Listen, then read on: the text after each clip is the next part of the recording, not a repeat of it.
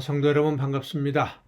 오늘 여러분의 삶은 어떠셨습니까? 오늘도 하나님이 기뻐하시는 일들 열심히 감당하면서 하나님이 원하시는 열매로 풍성해진 오늘 하루의 복된 삶이 되었을 줄로 믿습니다.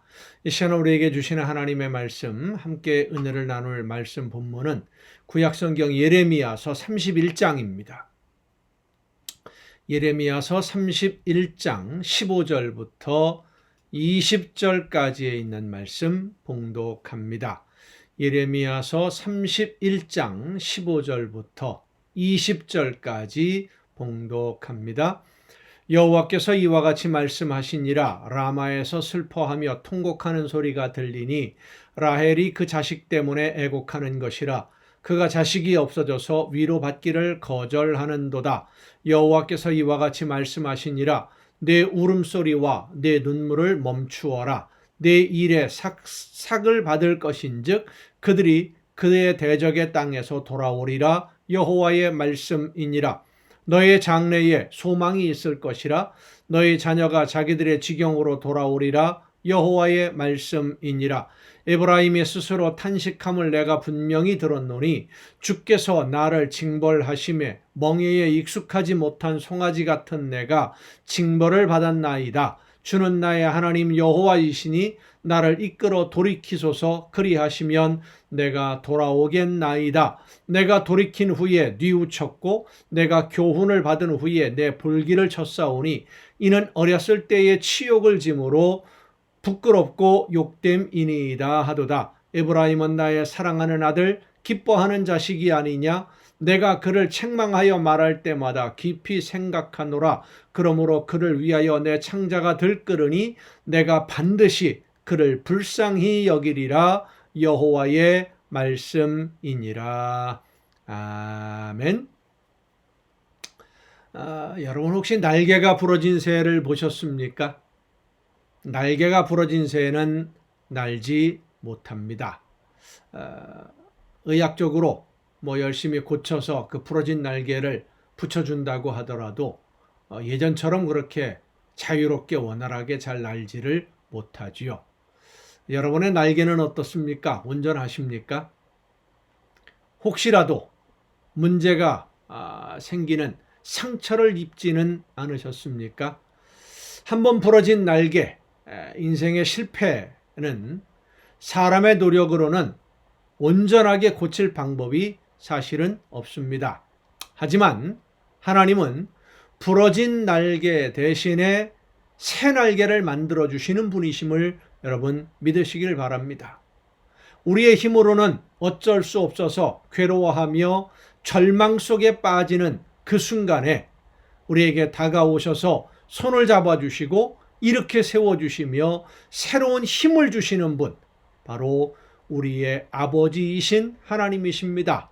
온 우주 만물을 창조하시고 주관하시고 섭리하시며 지금도 모든 것을 운영하시는 이 모든 것의 주인이신 하나님이 다가오셔서 붙잡아 주시고 일으켜 세워주십니다. 하나님은 우리가 실패하고 날개가 부러진 새처럼 주저앉아 있을 때 우리를 찾아오십니다. 우리가 왜 실패했는지를 깨달아 알게 해주시고 하나님의 말씀을 듣고 내 잘못을 깨달아 회개할 때 우리에게 새로운 날개를 달아 주시는 줄로 믿으시길 바랍니다. 하나님이 주시는 새로운 날개는 이전의 날개와는 비교가 안 되는 새로운 것입니다. 우리의 힘으로 날아오르는 것이 아니라 하나님의 능력을 힘입어 날아오르는 날개이기 때문입니다. 이전과는 비교가 되지 않을 정도의 새로운 힘과 용기와 지혜와 능력, 필요한 모든 것을 하나님이 허락해 주십니다. 문제는 하나님은 새 날개를 준비하고 계시는데 그 날개를 받아서 달고 새로운 힘으로 날아올라야 할 우리가 하나님의 말씀 앞에 바로 서지 못함으로 인해서 준비가 안 되어 있다는 것입니다.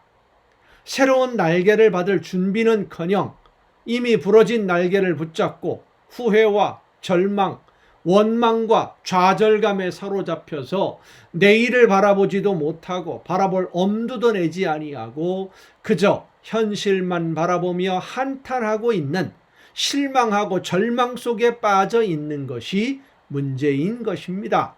이미 부러진 날개는 회개의 눈물과 함께 주님 앞에 내려놓고 새로운 날개를 주심을 믿고 내일을 바라보는 여러분 모두가 될 수 있기를 간절히 바랍니다. 성도 여러분, 하나님은 회개하는 하나님의 자녀들을 그냥 버려두시지 않습니다. 아무리 큰 죄를 범한 죄인이라 할지라도 하나님은 그 자녀를 포기하지 않으십니다. 붙잡아 일으켜 주시고 다시 한번 시작할 수 있도록 힘을 주시고 능력을 허락해 주시는 줄로 믿습니다. 오늘 본문 예레미야를 통해서 말씀하십니다. 내가 반드시 그를 불쌍히 여기리라. 그를 위하여 내 창자가 들끓는다. 하나님이 저와 여러분을 바라보시면서 하나님의 말씀을 따라 순종하고자 하는 하나님의 자녀들을 바라보시면서 창자가 들끓는 안타까움을 가지고 찾아오시고 그 손을 내밀어 일으켜 세워주심을 믿고 담대하게 지금까지의 삶이 아니라 새로운 삶으로 나아가는 힘과 용기를 얻는 여러분 모두가 될 수 있기를 간절히 바랍니다. 기도하시겠습니다. 크신 능력과 권능으로 연약한 저희들을 붙잡아 주시고 일으켜 세워주시는 아버지 하나님, 지나온 삶 속에 하나님의 말씀대로 순종하지 못했던 일들이 많이 있지만 그러나 말씀해 주시는 하나님의 음성을 듣고 성령께서 깨우쳐 주실 때에 잘못된 부분들을 깨닫고 회개하고 하나님의 말씀 앞에 온전히 순종할 때에 하나님의 놀라운 능력의 손길로 다시 일으켜 세워주시는 줄로 믿습니다. 일어서서 걷는 정도가 아니라 뛰며 날며 하나님의 놀라운 영광을 찬양하며 춤출 수 있는 힘과 용기를 허락해 주시는 줄로 믿사오니 그 능력의 내일을 바라보며 오늘 앉은 이 주저앉은 자리에서 일어서서 하나님의 말씀 앞에 바로 서는 믿음으로 순종하는 우리 모두가 되게 하여 주시옵소서. 이 모든 말씀을 예수님의 이름으로 기도하옵나이다. 아멘. 내가 해결하려고 하면 어떤 문제든 해결되지 않습니다. 그러나 하나님의 손에 맡기면 하나님이 능력의 손으로 모든 것을 주관해 주시면 해결하지 못할 것은 하나도 없습니다. 여러분의 모든 삶이 하나님의 손에 맡겨지고 하나님의 능력의 손으로 일으켜 세워주심으로 모든 문제를 해결하고 정말로 기쁨과 감사함으로 하나님이 맡겨주신 사명만 즐겁게 감당해 나가는 복된 삶이 될 수 있기를 간절히 바랍니다. 오늘 함께 우리가 통독할 하나님의 말씀 신약성경 마태복음입니다. 마태복음 20장부터 함께 통독하시겠습니다. 어제 우리가 읽은 말씀 중에 먼저 된 자가 나중되고 나중된 자가 먼저 될 자가 많이 있다. 마태복음에 마가복음에 같은 내용들이 기록되어 있는 부분을 함께 통독했는데 그 말씀에 대한 예수님의 비유의 말씀이 이제 이 마태복음 20장에서 이어집니다. 마태복음 20장입니다. 천국은 마치 품꾼을 얻어 포도원에 들여보내려고 이른 아침에 나간 집주인과 같으니 그가 하루 한 데나리온씩 품꾼들과 약속하여 포도원에 들여보내고 또 제3시에 나가보니 장터에 놀고 서 있는 사람들이 또 있는지라. 이른 아침 그럼 보통 6시쯤을 우리가 예상하는 거고요. 3시 그러면 이제 3시간이 지났으니까 9시입니다. 3시간 보통 이렇게 지나는 것으로 오늘 본문에서 우리가 이해하면 되겠습니다. 아침 6시에 9시에 12시에 오후 3시에 오후 5시에 또 뭐 이렇게 여러 번 일꾼을 뽑으러 나가는 주인의 모습을 이 비유의 말씀에서 볼 수 있습니다. 또 제3시에 나가보니 장터에 놀고 서 있는 사람들이 또 있는지라. 그들에게 이르되 너희도 포도원에 들어가라. 내가 너희에게 상당하게 주리라 하니 그들이 들어가고 제6시와 제9시에 또 나가 그와 같이 하고 제11시에도 나가보니 이게 오후 5시쯤입니다. 11시에도 나가보니 서 있는 사람들이 또 있는지라. 이르되 너희는 어찌하여 종일토록 여기 놀고 여기 서 있느냐. 이르되 우리를 품꾼으로 쓰는 이가 없음이니이다. 이르되 너희도 포도원에 들어가라 하니라. 저물매 포도원 주인이 청지기에게 이르되 품꾼들을 불러 나중 온 자로부터 시작하여 먼저 온 자까지 삭을 주라 하니 제11시에 온 자들이 와서 한 데나리온씩을 받거늘 먼저 온 자들이 와서 더 받을 줄 알았더니 그들도 한 데나리온씩 받은지라.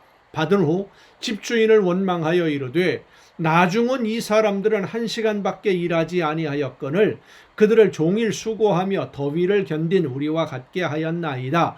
주인이 그 중에 한 사람에게 대답하여 이르되 친구여 내가 네게 잘못한 것이 없노라. 내가 나와 한 데나리온의 약속을 하지 아니하였느냐. 내 것이나 가지고 가라. 나중 온 이 사람에게 너와 같이 주는 것이 내 뜻이니라. 내 것을 가지고 내 뜻대로 할 것이 아니냐. 내가 선함으로 네가 악하게 보느냐. 이와 같이 나중된 자로서 먼저 되고 먼저 된 자로서 나중되리라. 예수께서 예루살렘으로 올라가려 하실 때에 12 제자를 따로 데리시고 길에서 이르시되 보라 우리가 예루살렘으로 올라가노니 인자가 대제사장들과 서기관들에게 넘겨짐에 그들이 죽이기로 결의하고 이방인들에게 넘겨주어 그를 조롱하며 채찍질하며 십자가에 못 박게 할 것이나 제3일에 살아나리라. 그때에 세베대의 아들의 어머니가 그 아들들을 데리고 예수께 와서 절하며 무엇을 구하니. 자, 마가복음에는 이 두 아들이 야고보와 요한이 와서 예수님에게 부탁을 했었지요. 그런데 이 마태복음에 보면 그 어머니, 그러니까 예수님의 이모가 직접 와서 아들들을 부탁하는 그런 장면으로 묘사를 하고 있습니다. 예수께서 이르시되 무엇을 원하느냐. 이르되 나의 이 두 아들을 주의 나라에서 하나는 주의 우편에 하나는 주의 좌편에 앉게 명하소서. 예수께서 대답하여 이르시되 너희는 너희가 구하는 것을 알지 못하는도다. 내가 마시려는 잔을 너희가 마실 수 있느냐. 그들이 말하되 할 수 있나이다. 이르시되 너희가 과연 내 잔을 마시려니와 내 좌우편에 앉는 것은 내가 주는 것이 아니라 내 아버지께서 누구를 위하여 예비하셨든지 그들이 얻을 것이니라. 10 제자가 듣고 그 두 형제에 대하여 분이 여기거늘 예수께서 제자들을 불러다가 이르시되 이방인의 집권자들이 그들을 임의로 주관하고 그 고관들이 그들에게 권세를 부리는 줄을 너희가 알거니와 너희 중에는 그렇지 않아야 하나니 너희 중에 누구든지 크고자 하는 자는 너희를 섬기는 자가 되고 너희 중에 누구든지 으뜸이 되고자 하는 자는 너희의 종이 되어야 하리라. 인자가 온 것은 섬김을 받으려 함이 아니라 도리어 섬기려 하고 자기 목숨을 많은 사람의 대속물로 주려 함이니라. 그들이 여리고에서 떠나갈 때에 큰 무리가 예수를 따르더라. 맹인 2 사람이 길가에 앉았다가 예수께서 지나가신다 함을 듣고 소리질러 이르되 주여 우리를 불쌍히 여기소서. 다윗의 자손이여 하니 무리가 꾸짖어 잠잠하라 하되 더욱 소리질러 이르되 주여 우리를 불쌍히 여기소서. 다윗의 자손이여 하는지라. 마가복음에서는 이 사람들을 둘이 아니라 한 사람 바디메오라고 설명하고 있는데 마태복음에서는 소경 둘이라고 설명을 하죠. 기록하고 있습니다. 예수께서 머물러 서서 그들을 불러 이르시되 너희에게 무엇을 하여 주기를 원하느냐. 이르되 주여 우리의 눈 뜨기를 원하나이다. 예수께서 불쌍히 여기사 그들의 눈을 만지시니 곧 보게 되어 그들이 예수를 따르니라. 21장입니다. 마태복음 21장. 그들이 예루살렘에 가까이 가서 감람산 벳바게에 이르렀을 때에 예수께서 2 제자를 보내시며 이르시되 너희는 맞은편 마을로 가라. 그리하면 곧 매인 나귀와 나귀 새끼가 함께 있는 것을 보리니 풀어 내게로 끌고 오라. 만일 누가 무슨 말을 하거든 주가 쓰시겠다 하라. 그리하면 즉시 보내리라 하시니 이는 선지자를 통하여 하신 말씀을 이루려 하심이라. 일러스되 시온 딸에게 이르기를 네 왕이 네게 임하나니 그는 겸손하여 나귀 곧 멍에 매는 짐승의 새끼를 탓도다 하라 하였느니라. 제자들이 가서 예수께서 명하신 대로 하여 나귀와 나귀 새끼를 끌고 와서 자기들의 겉옷을 그 위에 얹음에 예수께서 타시니 무리의 대다수는 그들의 겉옷을 길에 펴고 다른 이들은 나뭇가지를 베어 길에 펴고 앞에서 가고 뒤에서 따르는 무리가 소리 높여 이르되 호산나 다윗의 자손이여 찬송하리로다. 주의 이름으로 오시는 이여 가장 높은 곳에서 호산나 하더라. 예수께서 예루살렘에 들어가시니 온 성이 소동하여 이르되 이는 누구냐 하거늘 무리가 이르되 갈릴리 나사렛에서 나온 선지자 예수라 하니라.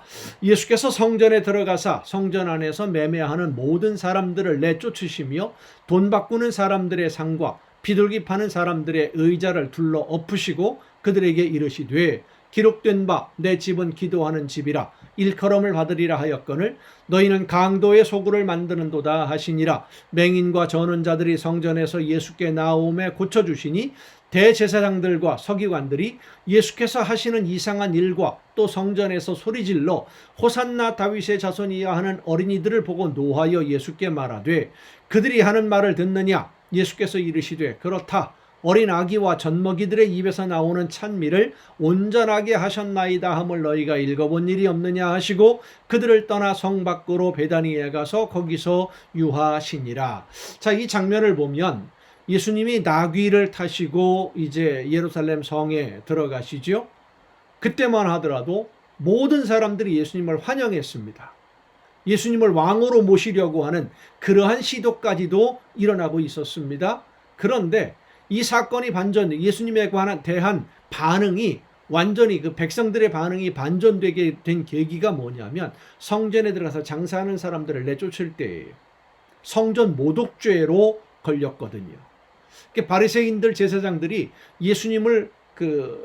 예수님에게 건 죄명이 성전 모독죄, 신성 모독죄입니다. 하나님을 모독했고 자기 하나님의 아들이라고 그래서 성전에서 난동을 부렸기 때문에 성전을 모독한 사람. 왜 예수님이 성전을 이렇게 청결하게 하셨을까? 모든 사람들이 환영하고 있었는데 모든 사람들이 환영하고 있으면 예수님이 이 세상에 오신 목적, 제물이 되시는 일을 그 일이 이루어지지 않게 되죠. 백성들이 반대할 테니까. 그러니까 백성들로 하여금 예수님을 죽이는 판결을 내릴 수 있도록 만드는 행동들을 예수님이 하신 겁니다. 그런데 그 행동이 하나님이 보시기에는 합당한, 하나님이 기뻐하시는 일이었어요. 성전을 청결하게 하는. 하나님이 원하시는 일을 하는데 백성들은 자기들이 지금까지 생각했던 것과 다르다고 그래서 예수님에 대한 지지를 바꾸어서 예수님을 반대하고 처형하는 쪽으로 몰고 갔던 겁니다. 어쩌면 이런 모든 그 일련의 사건들을 예수님이 기획하셨다라고 볼 수도 있겠죠. 스스로 제물이 되시기 위한 길로 가는 그런 모습들을 보여줍니다. 이른 아침에 성으로 들어오실 때에 시장하신지라 길가에서 한 무화과 나무를 보시고 그리로 가사 잎사귀밖에 아무것도 찾지 못하시고 나무에게 이르시되 이제부터 영원토록 네가 열매를 맺지 못하리라 하시니 무화과 나무가 곧 마른지라. 제자들이 보고 이상히 여겨 이르되 무화과 나무가 어찌하여 곧 말랐나이까. 예수께서 대답하여 이르시되 내가 진실로 너희에게 이르노니 만일 너희가 믿음이 있고 의심하지 아니하면 이 무화과 나무에게 된 이런 일만 할 뿐 아니라 이 산더러 들려 바다에 던져지라 하여도 될 것이요 너희가 기도할 때에 무엇이든지 믿고 구하는 것은 다 받으리라 하시니라. 예수님이 이런 여러 가지 과정들을 통해서 스스로 십자가를 향해 가신 것은 힘이 없어서 붙잡혀가서 죽임을 당한 것이 아니라 예수님 스스로가 자신을 제물이라는 그 자리에 올려지기 위해서 모든 것들을 기획하시고 이끌어 가셨다. 주도적으로 모든 것을 이끌어 가셨다. 그렇게 보는 것이 더 합리적이다라고 할 수 있습니다. 예수께서 성전에 들어가 가르치실새 대제사장들과 백성의 장로들이 나와 이르되 네가 무슨 권위로 이런 일을 하느냐 또 누가 이 권위를 주었느냐. 예수께서 대답하시되 나도 한 말을 너희에게 물으리니 너희가 대답하면 나도 무슨 권위로 이런 일을 하는지 이르리라. 요한의 세례가 어디로부터 왔느냐 하늘로부터냐 사람으로부터냐? 그들이 서로 의논하여 이르되 만일 하늘로부터라 하면 어찌하여 그를 믿지 아니하였느냐 할 것이요 만일 사람으로부터라 하면 모든 사람이 요한을 선지자로 여기니 백성이 무섭다 하여 예수께 대답하여 이르되 우리가 알지 못하노라. 참 비겁한 사람들이죠. 알지 못하는 게 아닙니다. 알아요. 아는데도 자기들이 누리고 있던 그 권력, 자기들이 누리고 있던 지위, 사람들로부터 받을 수 있었던 존경, 이런 것들을 포기하는 것이 싫어서, 그게 싫어서 모르는 척하고 있는 겁니다. 참 비겁한 사람들입니다.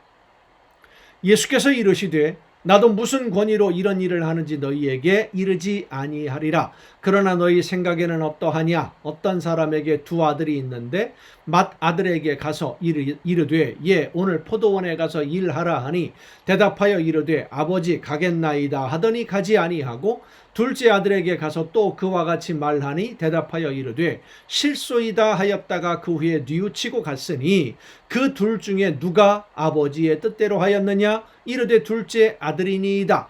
예수께서 그들에게 이르시되 내가 진실로 너희에게 이르노니 세리들과 창녀들이 너희보다 먼저 하나님의 나라에 들어가리라. 요한이 의의 도로 너희에게 왔거늘 너희는 그를 믿지 아니하였으되 세리와 창녀는 믿었으며 너희는 이것을 보고도 끝내 뉘우쳐 믿지 아니하였도다. 그러니까 결국 예수님의 말씀은 하나님의 말씀을 얼마나 듣고 알고 있느냐, 이것이 중요한 것이 아니라 하나님의 말씀에 어떻게 순종했느냐, 결국은 순종했느냐, 결국은 순종하지 않았느냐, 이것이 문제인 거예요. 여러분 어떻습니까? 성령의 역사하심을 통해 여러분에게 깨우쳐 주시는 하나님의 말씀에 얼마나 순종하고 계십니까? 순종하는 것이 믿음입니다. 순종이 믿음입니다. 다른 한 비유를 들어라. 한 집 주인이 포도원을 만들어 산 울타리로 두르고 거기에 즙자는 틀을 만들고 망대를 짓고 농부들에게 세로 주고 타국에 갔더니 열매 거둘 때가 가까우매 그 열매를 받으려고 자기 종들을 농부들에게 보내니 농부들이 종들을 잡아 하나는 심히 때리고 하나는 죽이고 하나는 돌로 쳤거늘 다시 다른 종들을 처음보다 많이 보내니 그들에게도 그렇게 하였는지라. 후에 자기 아들을 보내며 이르되 그들이 내 아들은 존대하리라 하였더니 농부들이 그 아들을 보고 서로 말하되 이는 상속자니 자 죽이고 그의 유산을 차지하자 하고 이에 잡아 포도원 밖에 내쫓아 죽였느니라. 그러면 포도원 주인이 올 때에 그 농부들을 어떻게 하겠느냐? 그들이 말하되 그 악한 자들을 진멸하고 포도원은 제때에 열매를 바칠 만한 다른 농부들에게 새로 줄지니이다. 지극히 상식적인 대답이지요. 그렇습니다. 하나님이 우리에게 주시는 말씀, 우리에게 주시는 명령, 지극히 상식적인 겁니다. 그런데 우리가 순종하지 않으려고 하니까 그걸 이상하게 힘들다, 어렵다, 무거운 짐이다, 비상식적인 거다, 이렇게 받아들이고 있는 것이죠. 여러분, 우리가 하나님의 말씀을 듣고 순종하면 하나님의 놀라운 기적의 역사가 나타나는 것이지 하나님이 우리에게 비상식적인 일을 하라고 요구하시는 것이 아님을 기억하시기를 바랍니다. 예수께서 이르시되 너희가 성경에 건축자들이 버린 돌이 모퉁이의 머릿돌이 되었나니 이것은 주로 말미암아 된 것이요 우리 눈에 기이하도다 함을 읽어본 일이 없느냐. 그러므로 내가 너희에게 이르노니 하나님의 나라를 너희는 빼앗기고 그 나라에 열매 맺는 백성이 받으리라. 이 돌 위에 떨어지는 자는 깨지겠고 이 돌이 사람 위에 떨어지면 그를 가루로 만들어 흩으리라 하시니 대제사장들과 바리새인들이 예수의 비유를 듣고 자기들을 가리켜 말씀하심인 줄 알아요. 모르는 게 아니죠. 하나님의 말씀을 몰라서 순종하지 않는 것이 아니라 알아요.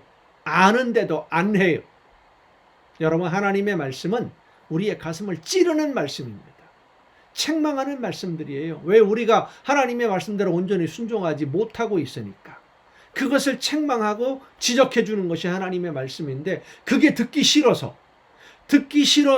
순종하지 않는 사람들이 바로 어떤 사람들입니까? 예수님을 십자가에 못 박아 죽이는데 앞장섰던 제사장들, 바리새인들이 바로 그런 사람들이에요. 오늘 우리가 그 뒤를 밟아서는 안 됩니다. 자기들을 가리켜 말씀하심인 줄 알고 잡고자 하나 무리를 무서워하니 이는 그들이 예수를 선지자로 알미었더라. 아멘.